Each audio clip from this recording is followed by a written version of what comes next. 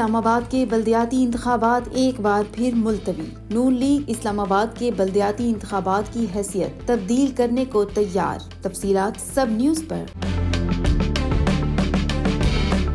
وفاقی دارالحکومت میں بلدیاتی انتخابات کا انعقاد ایک بار پھر غیر یقینی صورتحال سے دوچار ہو گیا۔ اسلام آباد کے بلدیاتی نظام کی تشکیل نو کیے جانے پر کام شروع ہو گیا۔ مسلم لیگ نون سمیت دیگر جماعتوں کو 2000 سے زائد بلدیاتی نمائندوں کے انتخاب پر اعتراض اٹھا دیا گیا، جس کے بعد بلدیات کے متبادل نظام لانے کی تیاریاں کی جا رہی ہیں۔ ذرائع کا بتانا ہے کہ وفاقی کونسل بلدیاتی نظام کی جگہ لے گی۔ اسلام آباد کو 20 سے 25 حلقوں پر تقسیم کرنے کے فارمولے پر غور کیا جا رہا ہے۔ ہر حلقے سے منتخب ہونے والے ممبرز بطور ووٹرز کونسل چیئرمین کا انتخاب کریں گے۔ وفاقی وزیر احسن اقبال کی زیر صدارت حکومت و اپوزیشن کی کمیٹی کے اجلاس کی حتمی تجاویز وزیر اعظم کو پیش کرے گی۔ وفاقی کابینہ کی منظوری کے بعد نئے بلدیاتی نظام کو پارلیمنٹ سے منظور کروایا جائے گا۔ وفاقی کونسل اسلام آباد کے مسائل کے حل کی ذمہ دار ہوگی۔